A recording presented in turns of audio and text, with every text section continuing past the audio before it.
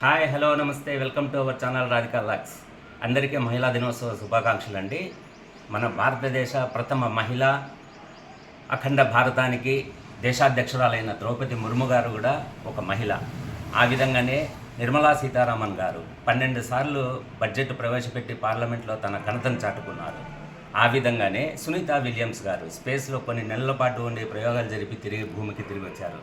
ఇలా విధంగా చెప్పుకుంటూ పోతే చాలామంది మహిళలు ఎన్నో ఉన్నత రంగాల్లో బాగా అభివృద్ధి చెంది వాళ్ళు ఉన్నత స్థాయికి చేరుకొని వాళ్ళ ఘనతను చాటుకున్నారు.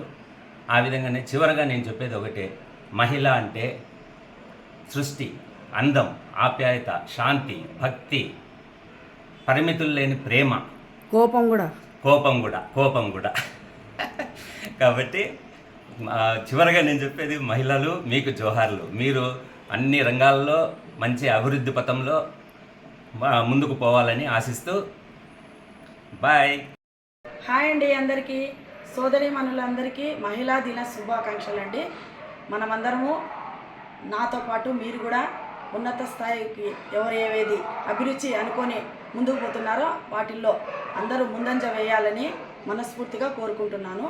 దీనికి ఇంట్లో ఫ్యామిలీ మెంబర్స్ అందరూ, అత్తమామలు, అమ్మ నాన్న అందరూ, ఫ్యామిలీ మెంబర్స్ అందరూ, హస్బెండ్తో పాటు అందరూ సహకరిస్తేనే మనం ముందుకు సాగగలం.